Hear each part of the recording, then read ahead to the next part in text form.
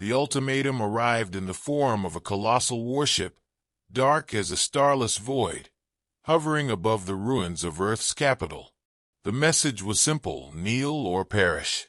The Zorzal Dominion, an empire spanning hundreds of systems, had deemed humanity unfit for sovereignty. They offered a single path to survival: submission. The leaders of Earth had refused.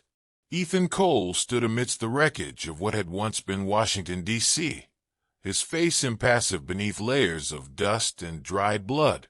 Fire still raged across the broken skyline, and the distant sound of gunfire echoed through the skeletal remains of buildings. The first wave had been merciless. Earth's planetary defenses had fallen within hours. Conventional forces, no matter how disciplined, had crumbled beneath the sheer might of orbital bombardments and mechanized hunter-killer drones. What remained of humanity's fighting elite had retreated into shadows, adapting as they always had. Cole adjusted his grip on his battered assault rifle, his eyes scanning the remnants of his squad. They were all that remained of Task Force Valkyrie. Once an elite unit, now a handful of survivors standing against an empire. Victor Rains crouched nearby, his scoped rifle held loose but ready, scanning the ruins for movement. He had been a Marine sniper before the invasion, a man of few words, his presence defined by a quiet lethality. Isaac Carter, their cyber warfare expert, hunched over a portable console, sweat streaking through the grime on his face as he worked to disrupt enemy comms. Gabriel Torres, their close-quarters combat specialist, paced like a caged predator, his fingers tapping against the grip of his sidearm. "The ceasefire's done," Torres muttered, glancing toward Cole. "They gave us their terms, and we told them to shove it. So what's next?" Cole didn't answer immediately. He knew the others were waiting for his command, but the weight of the decision pressed down on him.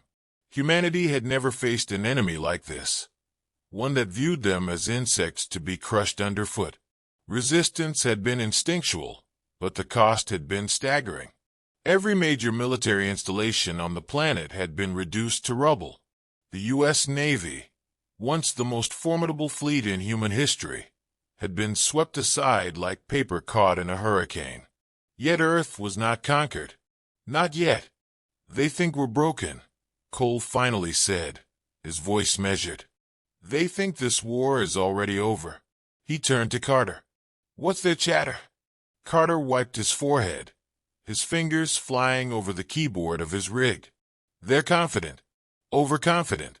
Their high command is already discussing planetary occupation protocols. They're moving forces to secure population centers: New York, Chicago, Denver." His lips twisted into something resembling a smirk. "They think the hard part is done." Rains chambered a round into his rifle with slow precision. "Then we show them it isn't." The plan formed in moments. The Zorzal relied on superior firepower, but they were not accustomed to prolonged resistance. They expected humanity to fight conventionally, to meet them on open battlefields where their overwhelming technology could obliterate opposition. That was their mistake. The team moved through the ruins, silent as specters. The city had become a graveyard of twisted steel and shattered glass, but in its destruction lay opportunity. They wove through collapsed buildings, avoiding drone patrols and enemy scouting units. Every movement was calculated, every breath measured. Their first target was a Zorzal command node, a heavily fortified outpost established in what had once been a federal building. The aliens had set up a garrison, their sentries positioned with textbook military precision. But textbooks didn't account for American ingenuity. Torres was the first to strike, slithering through a collapsed wall before driving his combat knife into the throat of a sentry. The alien's body slumped soundlessly to the ground. Rains took the next two, his shots muffled by a suppressor, the bodies falling before they could even register the attack. Carter hacked the security grid, cutting power to the facility's automated defenses. The moment the lights flickered out, Cole led the charge, a controlled fury propelling him forward. The fight was brutal and short. These were not front-line Zorzal warriors. These were occupation forces, meant to hold territory, not take it. Against seasoned human combatants, they fell in droves. Minutes later, the command center belonged to Task Force Valkyrie. Carter sifted through enemy data, his eyes flickering across alien symbols and tactical readouts. "Got something," he muttered. "They're routing forces toward an orbital dropship relay. If we take that out, we cut off reinforcements for this entire region." Cole glanced around at his team. They were bloodied but steady. The weight of the past days had not broken them. If anything, it had sharpened them into something deadlier. "Then we hit them where it hurts," he said. The war was far from over. The Zorzal believed they had already won. They had no idea that the real battle was just beginning. The city had become a hunting ground, not for the Zorzal, but for the men who refused to let Earth fall. Every street was a battlefield, every building a fortress, every shadow a potential ambush. The aliens were learning, painfully, that humanity did not surrender. Ethan Cole watched through a cracked window as a patrol of Zorzal soldiers moved through the debris-strewn avenue below. The aliens carried themselves with the arrogance of conquerors, their weapons held lazily, their formation loose. They believed the fight had already been won. That mistake had cost them dearly over the past 2 weeks. Victor Rains adjusted the scope of his rifle, his finger resting just outside the trigger guard. "For in the open, 2 lagging behind," he whispered. "They're getting cautious."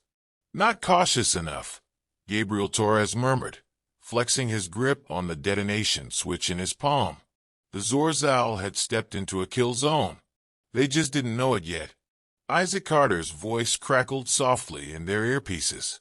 "They're still broadcasting standard patrol chatter. No suspicion. A beat passed. 3, 2, 1. Torres pressed the trigger. The street erupted in a fireball as the buried explosives beneath the pavement detonated, shredding the lead formation before they could even scream. The 2 stragglers had just enough time to register the ambush before Rain's rifle cracked twice, dropping them where they stood. Cole didn't wait for the dust to settle. He vaulted through the shattered window, landing in the alley below with practiced precision. Torres was already moving, clearing debris as he rushed toward the wreckage. Rains kept his rifle up, scanning for movement. Carter, ever methodical, remained in cover, monitoring enemy signals for signs of reinforcements. The bodies of the Zorzal patrol were scattered among the rubble, their thick, armored hides torn apart by the blast. Their weapons, sleek and unfamiliar, still pulsed with residual energy. Cole picked up one of the rifles, testing its weight. "They're getting smarter," Carter said as he climbed down from his perch. "Less radio chatter. More encryption. They're adapting." "So do we," Cole said, slinging the alien rifle over his back. "We hit them harder." Their resistance had started with ambushes and quick strikes, but they needed to escalate. The Zorzal had underestimated human endurance, but if they adapted, if they reinforced, this war would turn into a siege they couldn't win. The only way forward was to break the invaders before they could reorganize. Carter knelt beside the smoldering wreckage of an enemy communicator, his fingers dancing over its interface. "I can use this." His brow furrowed as he worked, his eyes scanning lines of alien script. "They've tagged a high-value target operating in this sector. An overseer. Name translates roughly to Vornak." Cole didn't need to hear more. "Where?" Carter smirked. 12 blocks south. They've set up a command post in what used to be the Federal Reserve building. Torres let out a low whistle. "Guess we know where all our tax dollars went." Rains was already reloading. "We taking him alive?" Cole shook his head. "No. We make an example." The journey to the enemy's stronghold was slow, methodical. The city belonged to no one now, a graveyard of steel and stone. The team moved through sewer tunnels and collapsed infrastructure, avoiding drone patrols and automated turrets. Each step brought them closer to the heart of the occupation. When they reached the perimeter of the Federal Reserve Building, they saw the full extent of the Zorzal's entrenchment. Armored personnel carriers lined the plaza, automated sentries tracking movement with inhuman precision. Guard patrols rotated with mechanical efficiency. At the center of it all, overseeing operations from a raised platform, stood Vornak. Even from a distance, Cole could tell the overseer was different. Taller than the average Zorzal, his armor was more ornate, marked with symbols that likely held some significance in their rigid hierarchy. This was not some frontline soldier. This was a strategist, a warlord who had orchestrated the slaughter of thousands. Torres adjusted the sights on his carbine. "So what's the plan, boss?" Cole studied the terrain, his mind already working through the variables.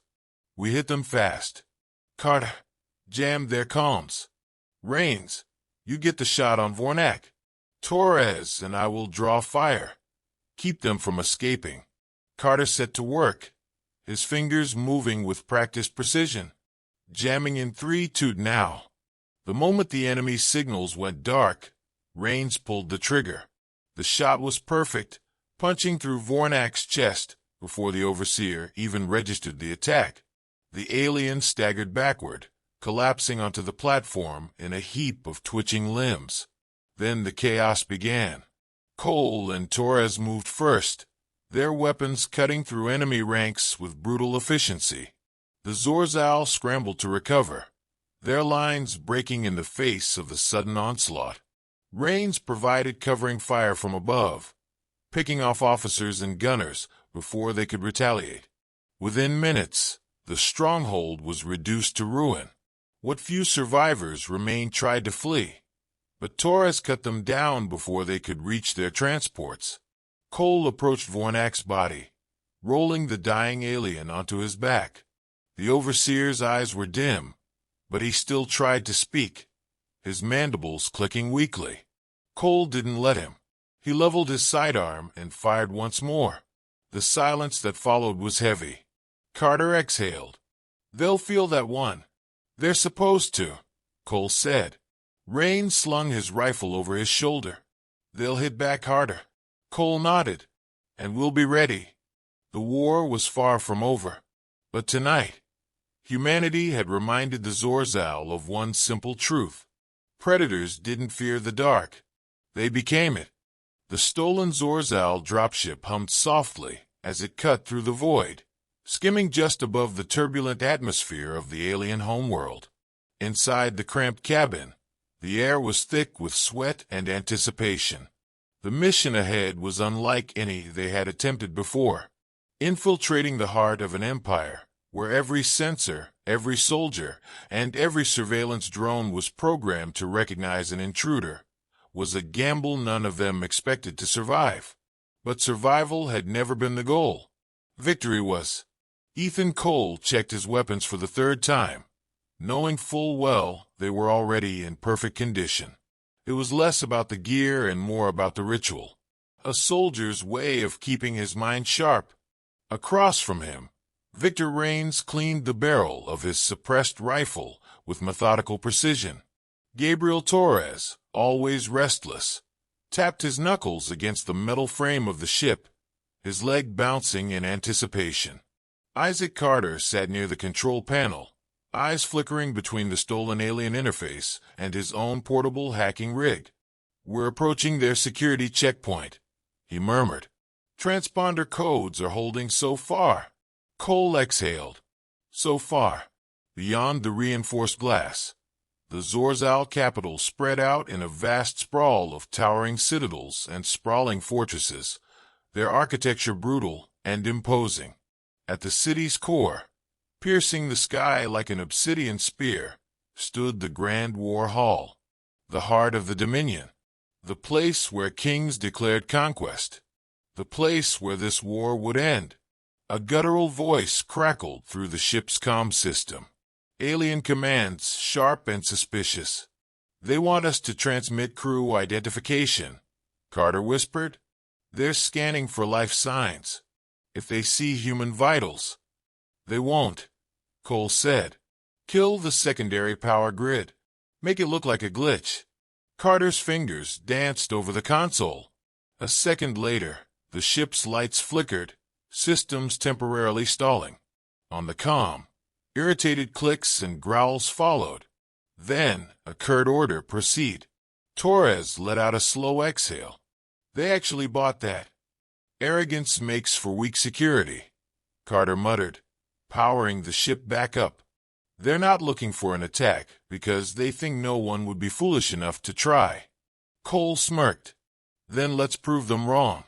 The ship touched down in one of the war hall's auxiliary hangars, slipping in unnoticed among the other vessels. As the ramp lowered, the team moved with trained efficiency, their stolen Zorzal armor disguising their presence. Up close, the aliens were even more imposing. Massive figures with hardened exoskeletons, their movements precise and predatory. The humans walked among them, feigning purpose, their faces hidden beneath the dark visors of their stolen helmets. Cole led the way through the towering corridors, past banners, depicting the Dominion's many conquests. He had seen these same symbols burned into the ruins of Earth, seen them carved into the walls of slaughtered colonies. The weight of it settled in his chest, fueling the fire that had driven them this far. They reached a security terminal. Carter moved swiftly, plugging in a modified relay. "Give me 60 seconds, he whispered. They didn't have 60 seconds. A Zorzal officer turned the corner, his 4 yellow eyes narrowing at the sight of them. His mandibles twitched in suspicion. He barked a question. Cole didn't understand the language, but he understood intent. The alien was questioning them, demanding identification. Torres moved first, fast and brutal. He stepped forward, grabbing the officer's head with both hands and twisting sharply. The snap was lost beneath the ambient hum of the war hall.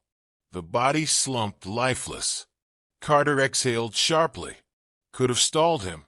Could have, but didn't, Torres muttered, dragging the body into the shadows. We're inside enemy high command. No room for kindness. Carter's screen flickered. We're in. Elevator to the throne room is unlocked. They moved quickly, entering the lift that would take them directly to the War Council's chamber. As it ascended, the walls around them trembled with the low, resonant pulse of an empire at war.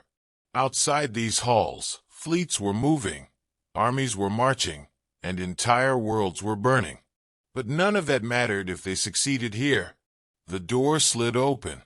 The throne room of the Grand War Hall was a cavernous expanse of black stone and firelit banners, a sanctum built to intimidate lesser beings. And at its center, seated upon a massive throne of fused obsidian and alien steel, was the king of the Zorzal Dominion, Zalvor. He was larger than any Zorzal they had seen before, his carapace thicker, his presence undeniable. He rose as they stepped forward, his gaze sweeping over them. He did not yet see them for what they were. Then Carter killed the lights. Darkness swallowed the throne room, and in that split second of disarray, the human struck.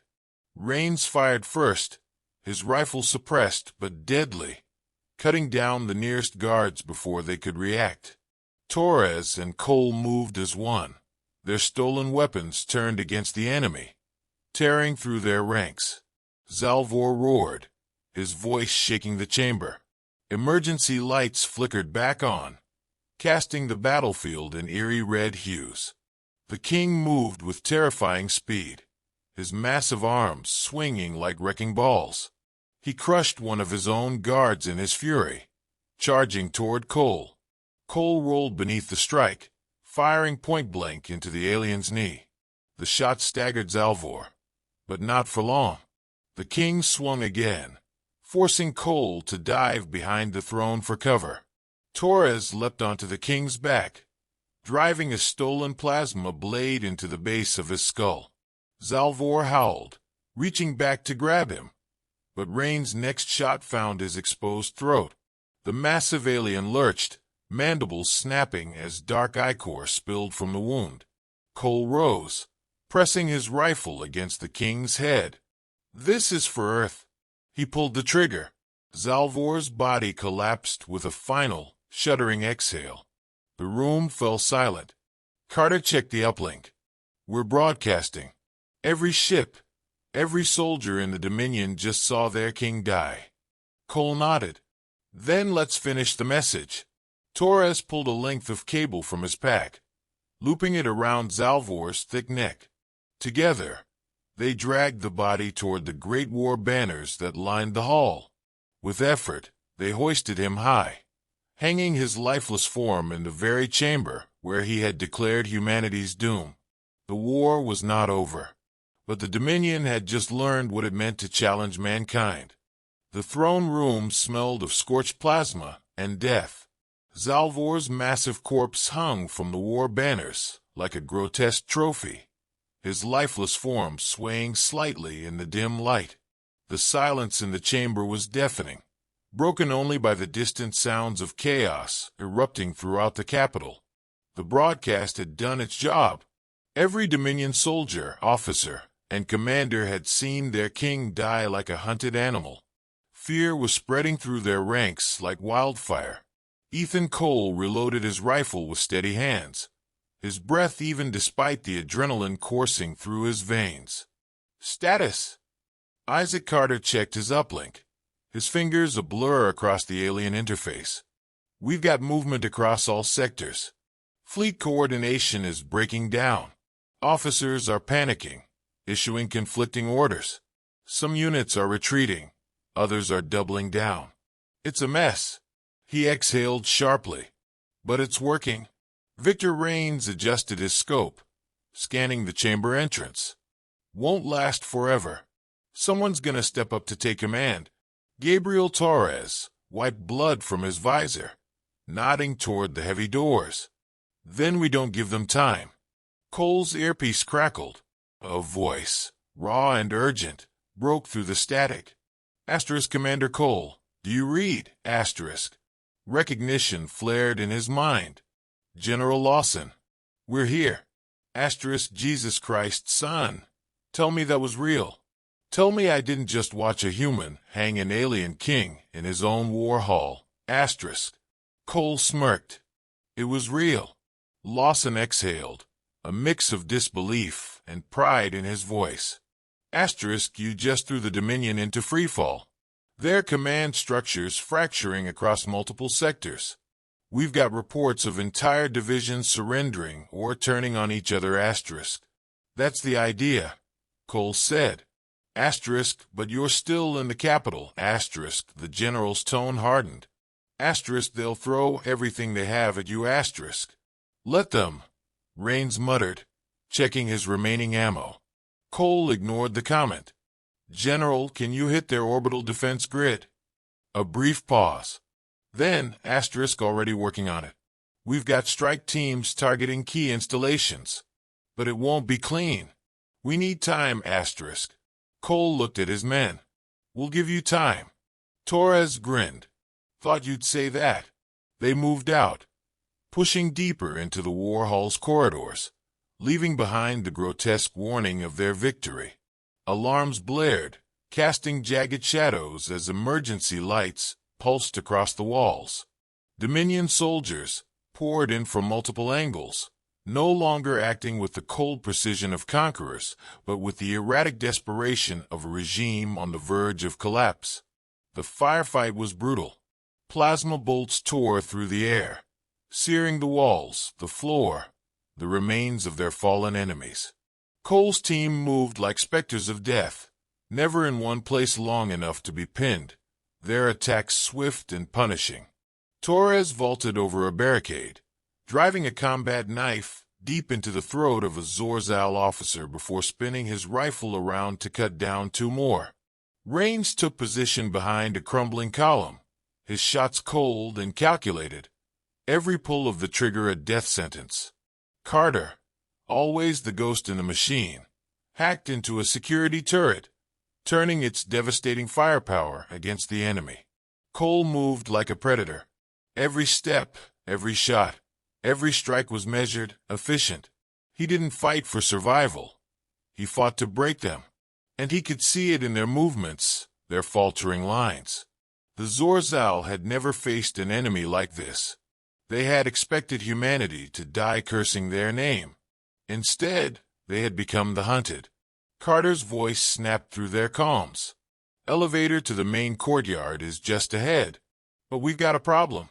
Cole didn't slow his pace. What kind? Gunships. The doors to the courtyard blasted open in a wave of fire and concussive force. The team was forced into cover as two Dominion gunships descended from above, their cannons swiveling to target them. Torres cursed. They brought the big toys. Carter, Cole barked, options. I can overload their security grid, force a shutdown on non-essential systems. Might give us an opening. Do it. Carter's fingers flew across his console. The gunship's lights flickered. For a second, their targeting systems lagged. That second was all Rains needed. He fired a single armor-piercing round into the exposed intake vent of the nearest gunship. The engine howled before detonating in a violent explosion, sending the craft spiraling into the courtyard wall. The second gunship adjusted, weapons locking onto their position. Cole didn't hesitate. He sprinted forward, grabbing a fallen Dominion launcher from the rubble. The gunship's cannons whined, charging for a kill shot too slow. Cole fired. The missile streaked through the air, striking the gunship dead center. The explosion rocked the courtyard, sending debris raining down in a fiery cascade. Torres let out a triumphant laugh. Hell yeah! Carter gestured to the far end of the courtyard, where a transport shuttle sat idling. That's our way out. The team moved. Dominion reinforcements were still scrambling, unsure whether to fight or flee. The confusion played to their advantage. They cut through the remnants of resistance, making their way to the shuttle. As they boarded, Carter patched back into the general's frequency. General, we're clear. Lawson's voice came back sharp. Asterisk good. Because we just cracked their orbital grid. The fleet's moving in asterisk. From the shuttle's viewport, they saw it. Dozens of human warships descending from the void, weapons firing, breaking through the last of the Dominion's defenses. The sky over the capital city lit up as explosions rippled through the enemy's infrastructure. Towers crumbled. Fortresses burned. Humanity wasn't just winning. They were taking vengeance. As the shuttle lifted off, Cole looked down at the burning city, at the shattered remains of an empire that had believed itself untouchable. They thought war was their birthright, Rains said, watching the destruction unfold. Torres nodded. Now they know what it feels like to lose everything. Carter exhaled, exhaustion laced in his voice. It's over. Cole shook his head. Not yet, but soon. Their war wasn't just about survival. It was about making sure no one, no empire, no species, ever dared to threaten humanity again. The Dominion had learned the price of demanding war, and Earth had delivered the answer.